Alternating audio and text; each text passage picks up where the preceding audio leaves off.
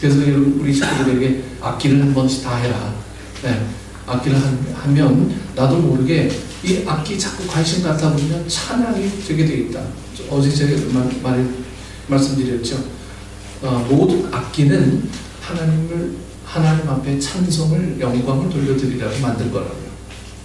그렇습니다. 우리 입술도 결국은 주님 앞에 영광 돌리기 위해서 주님께서 허락하신 일입니다. 우리의 목소리, 우리의 몸짓, 우리의 눈짓, 우리의 모든 행동, 반경 이런 것들이 다 주님과 연관되어 있지 않으면 이런 것들이 다 우리에게 별로 유익을 가져다 줄 수가 없다라고 하는 거예요. 제가 오늘 예배에 여러분 가족들이 다 나와서 찬송을 부름으로 오늘 우리 모두가 함께 누리려고 하는 것은요. 이 이유는 분위기를 은혜롭게 만들려는 목적도 있지만 저는 이 찬양 자체의 의미와 목적이 있다고 생각하기 때문입니다. 감사합니다. 우리 예물 딱 드리고 그냥 은혜 받고 돌아가겠다. 그거보다는요, 감사라고 하는 것은 내가 직접 우리 이모 집사님 아까 얘기했듯이 최고의 감사를 고백해라. 고백하고 찬양을 드리고 그리고 예물도 드리고 우리 모든 몸을 다 드리는 것, 여러분 이것이 진짜 우리에게 의미가 있는 일이라고 생각하기 때문에 우리가 여기 나와서 함께 고백하고 찬양하는 이거 자체의 의미가 있는 거예요. 우리는 하나님께 기도하는 것에는 좀 익숙하지만 찬양하는 것에는 좀 생소하게 여러분 생각합니까? 하나님께 할 말이 없다면 기도라도 이 찬송이라도 좀 불러야 돼요. 기도가 안 되면 찬송이라도 불러야 돼요. 네. 그것이 예배의 행위고 그것을 하나님이 기뻐하십니다. 저는 가끔 고난당하는 사람에게 이런 이야기 해요. 기도가 안 되죠. 그럼 한숨이라도 좀 쳐보세요. 한숨이라도. 네. 그 한숨 소리까지 하나님은 들으십니다. 네. 그래서 우리가 하나님을 생각하면서 하는 모든 것들은요, 그게 찬송이 되고, 그게 기쁨이 되고, 그게 영광이 돼서 주님을 기쁘게 할 수 있는 능력이 된다고 하는 거예요. 그게 바로 예배의 행위고요. 그래서 하나님이 기뻐하세요. 우리가 여기 올라와서 이 찬양을 하고 율동을 하고 이렇게 하는 이 자체가 이미 주님은 이 모습만 보고도 하나님을 기뻐하시는 거예요. 네. 어제 우리 교회 학교 아이들 5명이 나와서 여기 율동하면서 우리 노인 10분들을 그렇게 기쁘게 해주고 저희도 막 기쁘게 한 일들은요, 저는 우리가 꼭 기도, 설교, 헌금, 찬양 이렇게 안 들어가더라도 이 교회에서 그런 것들을 한 것 자체가 예배라고 봅니다. 저는 어제 우리 10분들을 모셔서 함께 예배했다고 생각해요. 하지만 이 10분들이 오셔서 예배 같지 않는데 참 교회에서 이런 모임을 갖는 게 참 좋구나 이런 느낌들을 많이 받으셨을 거예요. 여러분들은 저는 이 시대는요, 부흥의 시대라기보다는 회복의 시대라고 늘 이야기하죠. 회복. 우리 노인분들이 회복해야 돼요. 우리 노인분들이 하나님의 말씀들을 회복해야 됩니다. 이제 곧 1년 동안에 벌써 노인정에 계신 분도 계시다고 들었고 돌아가신 분도 계시다고 우리가 들었잖아요. 회복해야 됩니다. 그들이 하나님 나라 가시기 전에, 이제 돌아가시기 전에 회복해야 돼요. 오늘날 우리 신앙은 너무 개인주의적이고 개인의 이 프라이버시를 너무 위하고 서로에게 마음을 열려고 하지 않고요, 마음을 합해서 기도하는 법을 잘 몰라요. 네. 그러다 보니까 우리의 기도가 하나님께 어떤 효험이 없는 거예요. 하나님 앞에 기도해도 거기에 능력이 없는 거예요. 하나님이 원래 의도하신 능력이 나타나지가 않아요. 원래 하나님은 성도들이 합심해서 기도할 때 능력이 나타나게 하셨는데, 여러분 우리가 합심할 줄 모르기 때문에 우리의 기도가 하나님이 뜻하는 그런 효험을 경험하지 못하게 되는 것입니다. 우리 성도님들이 저에게 기도를 받으러 나오시는 것 참 귀중한 일입니다. 그 귀중한 일이지만 하나님의 뜻은 우리가 서로에게 죄를 고하고 서로 병낫기를 위해서 기도하는 거예요. 목사님을 통해서 안수기도 받고 다 좋아요. 다 좋은데 정말 가장 중요한 것은요, 우리 성도들 안에 진정한 사랑의 교제가 있는 거예요. 사랑의 교제. 이 사랑의 교제라는 것은 우리가 단순히 교제합니다라고 하는 말에서 나오는 게 아니고요. 내 속에 있는 것들을 서로 이야기하고 나눔으로 인해서 거기서 진정한 교제가 생겨나게 되는 겁니다. 교제가 생겨날 때 가장 먼저 고백되어지는 게 감사의 고백이에요. 네. 내가 당신의 마음을 이해합니다. 내가 당신을 사랑합니다. 이런 고백들이요, 이제는 감사로 막 이어지게 되는 거예요. 이것이 오늘 본문에서 야고보가 말하는 거예요. 제가 말하는 게 아니에요. 야고보가. 과연 우리가 서로에게 죄를 고하고 기도를 부탁한 적이 정말 있습니까? 네. 요즘 이 교회에 자기 비밀스러운 이야기를 이야기하면은 온 동네 다 빨려져가지고요, 문제가 많이 되게 되죠. 우리 성도들은 그런 문제에 대해서 철저히 비밀을 보장해야 합니다. 참 비밀이요. 누가 나에게 기도 요청했을 때, 자기 죄를 이야기했을 때 그런 비밀을 보장해줘야 돼요. 내가 누구에게 내 죄를 고백할 때, 여러분, 국가의 법으로는 그것을 말할 의무가 없습니다. 이것은 법으로 보장받은 인간의 영혼의 비밀인 거예요. 왜 우리 기도가 힘이 없고 병자들이 쉽게 낫지 않습니까? 여러분, 너무 간단해요. 주님 말씀대로 하지 않기 때문에 그런 거예요. 주님 말씀 때문에 하지 않기 때문에. 그렇다고 허구한 날, 여러분, 이 죄를 읊으라는 말은 아니지만 성령이 이 감동을 주실 때 이것은 하나님이 교회와 성도들에게 주신 매우 거룩한 사명이요, 우리 모두는 서로의 영혼을 돌봐줄 거룩한 사명을 우리가 받았습니다. 저는 우리 식구들이 서로 만날 때마다 좀 우리가 다른 뭐 쓸데없는 세상 얘기 좀 그만하고요, 좀 영혼에 대한 이야기를 좀 나누시게 되기를 바랍니다. 네? 영혼에 대한 이야기요. 네. 지난 주간에 내가 누구를 전도하려고 했는데, 지난 주간에 내가 복음을 증거하려고 했는데 이런 어려움들이 있습니다. 우리 주변에 예수 안 믿는 사람들인데 그 영혼을 위해서 내가 뭘 하려고 했는데 자꾸 벽에 부딪힙니다. 어떻게 하면 좋겠습니까? 우리 권사님들에게 질문하고 묻고 해서 우리 권사님 기도 좀 해주세요. 우리 이웃에 누구누구 이런 사정이 있습니다. 여러분, 우리 교회 이런 분위기가 생겨났으면 좋겠어요.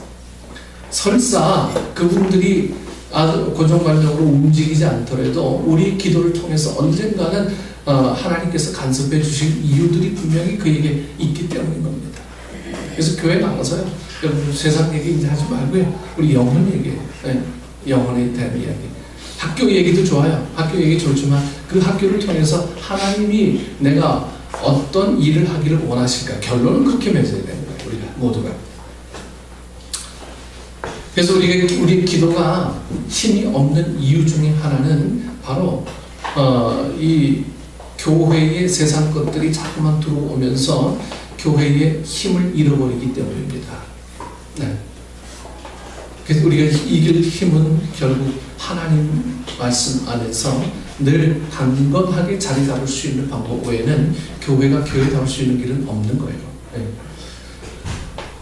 니고데모가 예수님을 찾아왔을 때 그는 평소대로 예사로운 이론과 어떤 신학에 대해서 말을 하려고 했지만 예수님은 단도직입적으로 이 니고데모가 거듭나야 될 필요에 대해서 말씀하고 있어요. 예수님, 뭐 세상에는 이렇게 돌아갑니다. 유명합니다. 뭐 어쩌고 저쩌고 뭐 좋은 얘기, 입에 발린 얘기 예수님 앞에 늘어놓고 싶었어요. 니고데모가. 근데 예수님은 한마디로 그냥 단칼에 자르시고요, 뭐라고 말씀하셨습니까?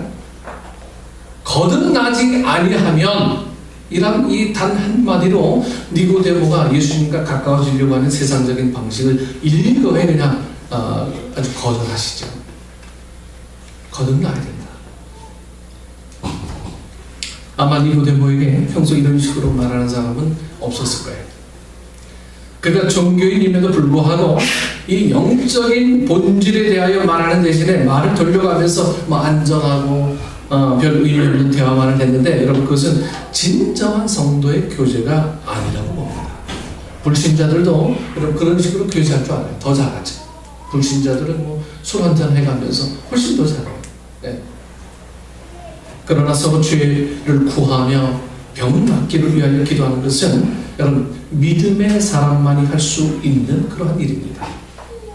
저는 평소에 추수감사절날 이 감사의 초점을 좀 맞췄지만 오늘은 모처럼 추수의 초점을 맞추려고 합니다.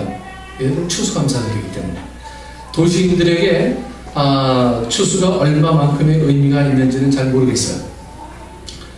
우리 학생들에게 추수감사절의 의미가 얼마나 있는지 잘 모르겠어요. 우리의 먹는 식량이 땅에서 왔다는 사실을 제외하면 이 추수라는 것은 우리와 별 상관이 없는 것처럼 그렇게 생각이 될 수 있어요.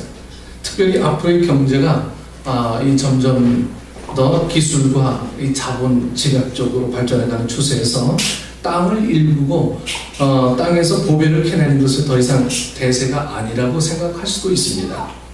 그러나 우리는 전 세계적으로 여러분 이 돈 버는 사람들을 좀 지켜볼 수 있어야 돼요. 뭐 구글이라든가 또 마이크로소프트라든가 뭐 애플이라든가 페이스북이라든가 이런 사람들 뭐 요란하게 돈을 벌고 있지만 세상에는요 이 소리 없이 조용히 돈을 버는 사람들이 굉장히 많이 있어요. 그런 사람 중에 아주 진국이 있어요. 진짜 부자는요 소리를 내지 않습니다. 진짜 부자. 제가 존경하는 살아서는 권사님이었죠. 돌아가서는 장로님, 명예 장로로 되신 조웅상 권사님을 그저께 한번 찾아봤어요. 인터넷에서. 너무 인상이 깊은 권사님이라 늘 어려울 때면 저녁에 혼자 나오셔서 교회 나오셔서 묵묵하게 기도하고 교회 부지 700평을 전부 다 혼자 다 기증하시고 그래서 그분이 교회 어려움이 있을 때마다 누구보다도 앞장서서 교회 나와서 무릎 꿇고 기도하시는 그 권사님의 무릎을 제가 봤기 때문에 그 권사님을 기억합니다. 그래서 그 교회 전화 걸어서 지금 아직 살아계시냐 그랬더니 2009년에 돌아가셨다고 그래요. 2009년에 돌아가셨는데 그 교회가 돌아가시고 난 다음에 교회 당회가 공동회의에서 그 권사님을 명예 장로로 추대합시다 해서 돌아가신 후에 명예 장로 되신 우리 조은상 장로님을 제가 기억합니다. 정말 소리 없이 조용조용하게 교회에 문제가 많아도요 문제가 아닌 것처럼 혼자 나와서 그 모든 짐을 어깨에 짊어지시고 혼자 무릎 꿇고 기도하세요. 누구에게 이야기하지도 않으세요. 여러분 그러면 어느 순간에 그런 모든 문제들이 해결되어 있는 모습들을 제가 심심치 않게 바라보곤 했습니다. 사람의 문제가 있을 때는 소리 높이고 뭐 서로 자기 주장을 내세워서 교회가 어려워지는 모습을 많이 보게 되죠. 근데 그분은 전혀 그렇지 않았어요. 소리를 내지 않으셨어요. 교회 조용하게 와서 내가 할 일들은 지금 무릎 꿇고 기도하는 일입니다 라고 하는 이 한마디로 교회의 모든 문제들을 다 제거해 버리셨어요. 이런 진국 있는 사람들은요, 진국인 사람은 결국 소리를 내지 않습니다. 뭐 예컨대 이 셰일 가스가 에너지 자원이 되면서 이제 세계에서 제일 많은 셰일 가스를 보유한 나라가 이 미국이죠. 미국 텍사스의 이 셰일 가스가 지금 막 엄청나게 나와서 텍사스가 막 경제 부흥 때문에 사람 살 집도 없어서 집 짓는 일이 엄청나게 지금 막 부산을 떤다고 합니다. 또 셰일가스가 두 번째로 많은 나라가 이 미국 다음 호주라고 그러죠. 호주. 여러분 우리 아무리 뭐 대체 에너지를 말한다고 하더라도요, 뭐 태양광 에너지, 뭐 여러 가지 에너지를 말한다고도 여전히 인류는 땅에서 에너지 자원을 캐내서 살게 될 겁니다. 그리고 땅을 일구어서 식량을 생산하고 그것을 수출하는 기업들이 있어요. 그들은 평범한 농부가 아니고 그들은 종자의 뭐 지적 재산권을 보유하고 그 종자를 전 세계에 다 수출하고 장차 인류의 식량 문제를 좌지우지할 만한 힘을 키우고 있는 그런 기업들이에요. 뭐 이를테면 카길 같은 회사는 개인 기업이지만 이 농업을 말할 때 결국 배제할 수 없는 아주 중요한 위치에 있는 기업이 카길 기업이라고 해요. 여러분 인터넷에서 서치 한번 해보세요. 얼마 전에 그 영화를 제가 봤다고 그랬잖아요. 요즘 제일 잘 나가는 영화 뭐죠? 네? 뭐 우주 새로운 그 영화를 보면요 결국 식량 문제. 지구에 들어서 먹을 게 없어서 우리 이주합시다. 뭐 A 플랜, B 플랜하고 B 플랜은 뭐 우리 DNA 유전자들을 모아서 그 땅에서 그 땅에서 다시 인류가 다시 번식할 수 있고 우주의 어떤 나라 뭐 이런 얘기들 아닙니까? 결국은 먹을 문제가 해결되지 않았기 때문에 인류의 종말이 오는 그런 문제들을 다루고 있잖아요. 결국 이 땅에서 나는 먹을 문제들이 해결되지 않는다면 인류는 종말을 결국 맞이할 수밖에 없는 게 현실입니다. 어제 한 번은 미국의 농촌 지역의 청소년들이 농업의 미래에 대한 이 세미나 컨벤션을 한 것을 보고 좀 놀란 적이 있습니다. 청소년들이요. 중고등학생입니다. 여러분 대한민국 같으면 상상도 할 수 없는 일이에요. 대한민국은 이 경쟁 이런 것들이 최고의 화두죠. 그래서 쟤를 누르지 않으면 내가 성공할 수 없어. 경쟁, 성공 이게 최고의 키워드예요. 한국은. 그래서 누르지 않으면 이길 수가 없는 거예요. 근데 미국에서 청소년들이 지금 뭐에 관심이 있는지 아세요? 농업에 대해서 관심이 있어요. 농업에. 그네들이 모여가지고 세계 유수한 사람, 이 농업의 학자들을 또 미래학자들을 초대해서 앞으로 인류가 살 방법이 뭐냐 이런 것들을 중고등학생들이 지금 고민해요. 네. 대한민국 어느 청소년이 농업의 이 미래에 대한 컨벤션을 하겠습니까? 다 도시에 가서 회사에 가서 다 일하는 걸 거예요. 대기업에 가서 들어가서 일하는 걸 꿈꿀 거예요. 그러나 농촌의 청소년들이 이 농업의 미래에 대해서 꿈을 꾸게 한다는 것은 그 나라에 대해서 시사하는 바가 아주 큰 거예요. 신약 성경에서는 하나님이 주시는 기업이 천국을 가리키는 것이 됐지만 구약 성경에서 이스라엘 백성에게 주신 하나님의 땅은 하나님의 기업은 뭘 가리켜요? 땅을 가리켜서 땅. 저도 우리 교회가 자그마하지만 땅을 얻어야 된다라고 하는 분명한 이유는 하나님이 땅을 통한 기업을 우리 교회에 주시려고 하시기 때문에 이 땅을 얻는 거예요. 건물이 아니에요. 네. 하나님은 이스라엘 백성이 애굽에서 나온 후에 젖과 꿀이 흐르는 땅에 들어가 살게 하셨어요. 이것은 우리가 그들의 경험만으로 치부할 것이 아니고 모든 인류에게 주시는 상징적인 사건으로 봐야 됩니다. 젖과 꿀이 흐르는 땅. 오늘 본문에서도 다시 기도한 즉 하늘이 비를 주고 땅이 열매를 내었느니라 했습니다. 여러분 열매를 얻기를 원하는 사람은 땅을 소홀히 여기면 안 돼요. 열매를 얻기를 원하는 사람. 이것은 어찌 보면 예언적인 말이 될 수도 있습니다. 열매는 땅에서 오고 땅에서 보배를 얻습니다. 하나님은 인간의 땅의 소산으로 먹고 살게 하셨어요. 삶을 부유하게 하는 많은 것들이 땅에서 비롯됩니다. 여러분 금도 땅에서 캐내는 거고요. 다이아몬드도 땅에서 다 캐내는 거예요. 실리콘도 다 땅에서 납니다. 하나님이 인간을 지으실 때에 흙으로 지으셨다고 했어요. 흙으로. 땅을 멸시해서는 안 됩니다. 땅을 멸시하고 다른 데서만 기회를 찾으려고 해서는 안 되죠. 요즘 명문대를 졸업한 젊은이들에게 제일 인기 있는 직장들은 무슨 금융 서비스 같은 건데 그것은 친구 따라 좀 강남 가는 거라고 저는 그렇게 생각합니다. 여러분 이 영국이 산업혁명이 일어났고 제일 먼저 이 산업화를 이룬 나라가 영국이잖아요. 전통적인 이 산업을 다 팔아버리고 이 영국이 금융 서비스에 올인한 것에 대해서 누가 제일 후회하는지 아세요?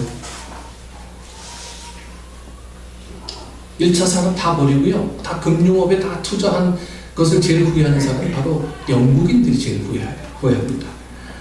그들이 자랑하던 그 유명한 차 회사죠. 롤스로이스. 네. 이거 다 외국에 팔아버렸어요. 그들이 만든 미니쿠페 있잖아요. 이것도 원래 영국에서 만든 거지 독일 차가 됐잖아요. 다 팔아버렸어요. 그 대신 금융 서비스가 국가를 먹여 살릴 것이라고 생각을 했는데 여러분 계란을 한 바구니에 담지 말라고 했는데 그들은 왜 하나에 다 이 올인을 했는지 도무지 이 영국에 대해서 이해를 할 수가 없는 거예요. 우리는 장차 미래의 먹거리가 무엇이 될지 궁금하게 생각을 하는데 여러분 세상이 돌아가는 것만을 봐서는 앞일을 알 수가 없고 하나님이 주시는 지혜를 구해야 앞으로 세상이 돌아가는 지혜를 우리가 얻을 수가 있는 거예요. 네. 하나님이 주신 이 지혜가 없으면요 세상적인 지혜는 어느 날 갑자기 있다가 어느 날 갑자기 사라지는 문화이기 때문에 도무지 앞일을 알아낼 수가 없어요. 본문에 뭐라고 표현하고 있습니까? 다시 기도한즉 하늘이 비를 주고 땅이 열매를 내었느니라 이렇게 말씀하고 있어요.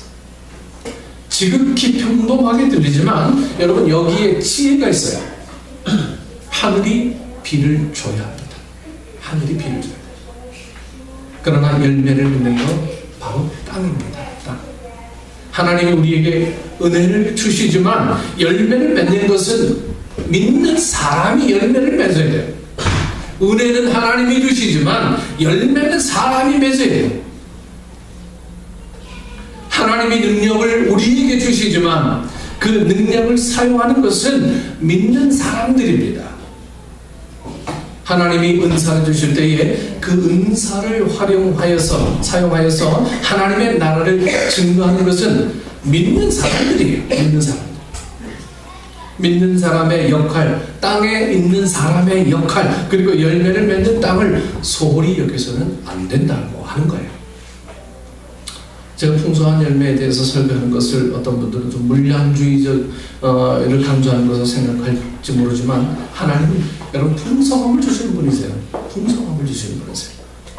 하나님은 우리에게 뭘 주지 못해서 안타까워하시는 분입니다. 그런데 사람들은 이 주님이 주시는 것에 대해서 물질 개념으로만 이해하고 있다 보니까 하나님이 더 큰 걸 주시는데도 우리 사람은 그걸 온전히 받을 수가 없는 거예요. 왜? 내가 원하는 목적은 다 물질에 있으니까. 하지만 지혜를 구하면 모든 물질까지 전부 다 우리가 얻게 될 수도 있는 비밀을 성경은 오늘 우리에게 이야기하고 있는데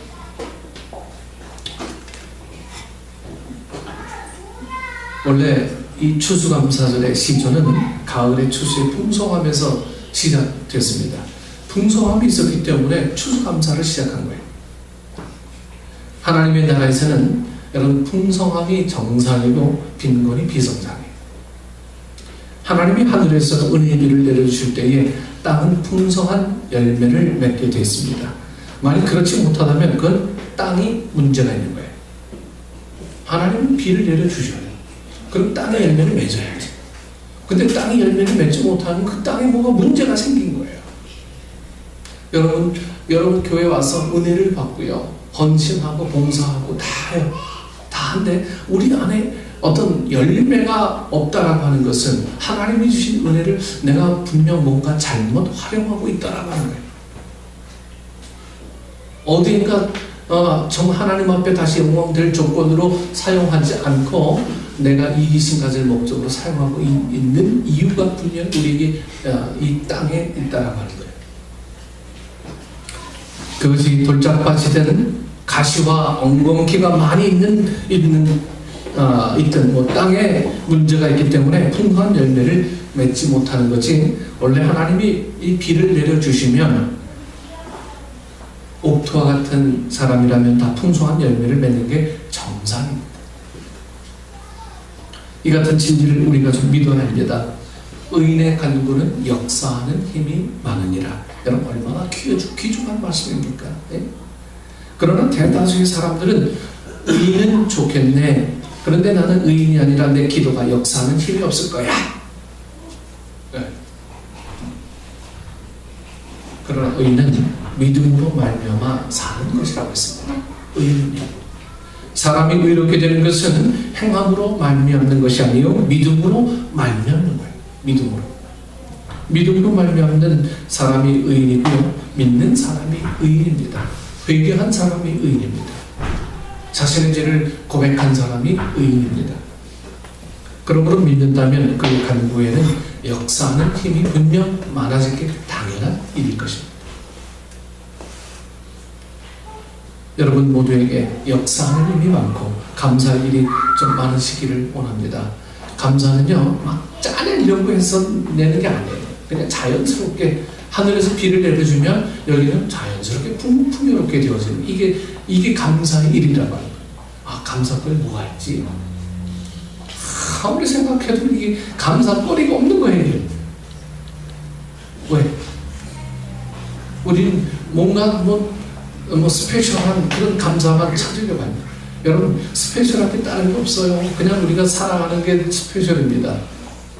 저는 박종훈 목사님 공기층이 뭐 이렇게 엄청나게 높이 있는 게 아니라고 저는 얘기한 게 참 의미가 있습니다. 하나님이 5분만 이 공기를 멈추신다면요, 이 세상에는 완전히 그냥 이 지구가 멸망할 것 같아요. 네. 모든 이 5분만 그 공기가 없으면요, 이 시멘트 있잖아요. 시멘트를 이 연결고리를 만들어주고 하는 이 모든 것들이 다 공기가 다 그렇게 한다고 그래요. 근데 없으면 이 건물 다 무너진대. 5분만 없으면. 뭐 사람 못 사는 건 당연한 거고. 철도 마찬가지예요. 철도 마찬가지고요. 철도 다 녹아서 없어진대요.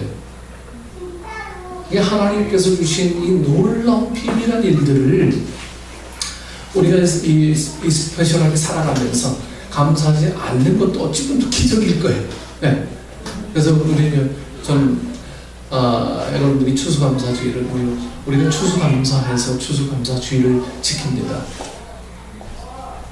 하지만 추수감사주의는 1년 365일이어야 합니다. 1년 365일. 늘 감사해요. 늘 감사해요. 내게 은혜 주시니 감사합니다. 내게 생명을 유지시켜 주시고, 그래도 내가 기도할 수 있는 힘이 있어서 감사합니다. 여러분, 이런 것들 감사하고 너무 평범하잖아요. 이런 것들을 감사해 나가면서 감사해. 지난주에 말씀드렸죠. 감사 노트 써보시라고. 하루에 3가지. 네. 아주 평범한 일들. 오늘 아침밥에 내가 원하는 소세지 반찬이 나와서 감사합니다. 괜찮아요? 감사의 훈련 잡고 해보세요. 오늘은 우리 막내 아이가 아침에 일어나는데 한 번에 일어나서 너무너무 감사합니다. 뭐 이런 감사하세요. 네?